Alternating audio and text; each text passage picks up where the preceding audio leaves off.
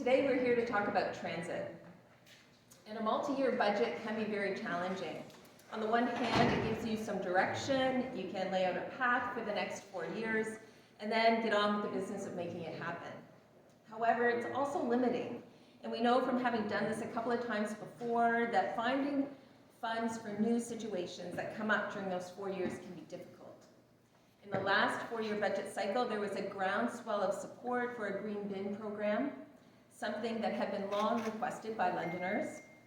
The mayor has attributed the green bin implementation in part due to this groundswell of support during the budget discussion process, and offered us an opportunity that if there was an issue that was equally compelling in this round of discussions, that it would be considered for implementation. And we believe that transit is that issue. The budget process is complicated. We started last May by asking Londoners and community groups for budget items they thought were important to be included in the new budget. These items were then communicated to the city's deputy managers for their consideration as they prepared their business cases over the summer. In August, we heard that there were about 86 business cases being put forward for consideration in the budget, a huge increase from the usual 30 some odd numbers. We also learned that we would not be able to see the list until mid-December when it was released at council. So we got to work to figure out how we could wade through 86 business cases to make some meaningful contribution to the budget discussions. A small team agreed upon a set of criteria that each business case was measured against, and the top 14 business cases were then presented for workshop at the Sustainability Summit in January. 55 Londoners got together online and in person to discuss and prioritize this list to determine the few issues that were of most importance to people in attendance. This list was subsequently endorsed by 12 organizations and over 200 Londoners, all in just a few short days. The number one issue raised was improved transit. Years of underfunding services has gotten us to this point. And like the climate crisis, it is the marginalized and the low-income households that bear the brunt of this underfunding. Quoting from a CTV article by Daryl Newcomb, the Adelaide Street underpass was estimated in March of 2022 to be costing $87.6 million, up from a budgeted $58 million, which includes $11 million of federal funding. At the time that the underpass project was approved, Adelaide was blocked between 11 and 30 times each day, stoppages averaging almost 4.5 minutes. Compare that to stats that we hear from London Transit, that 50% of routes are driving by passengers daily due to full bus conditions.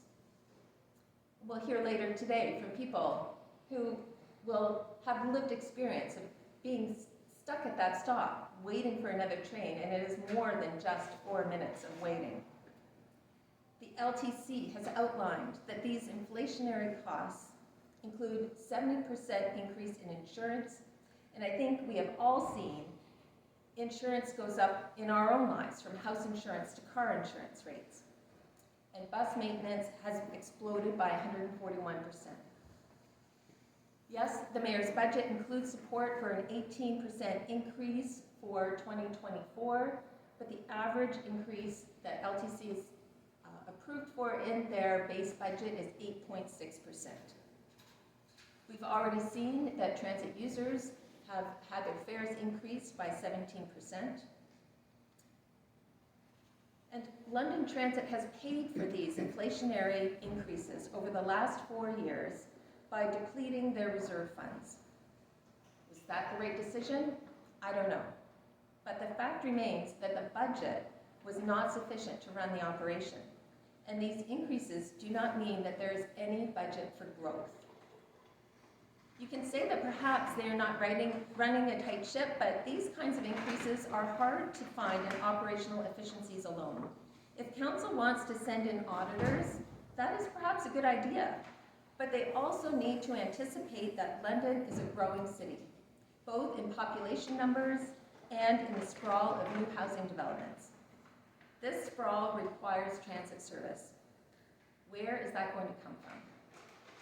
If new developments should pay for the infrastructure required to service them, then why can't City Council not direct this business case to be funded from another source of funds, similar to how they redirected the funding for the Central Library's on-site social worker to reserve funds?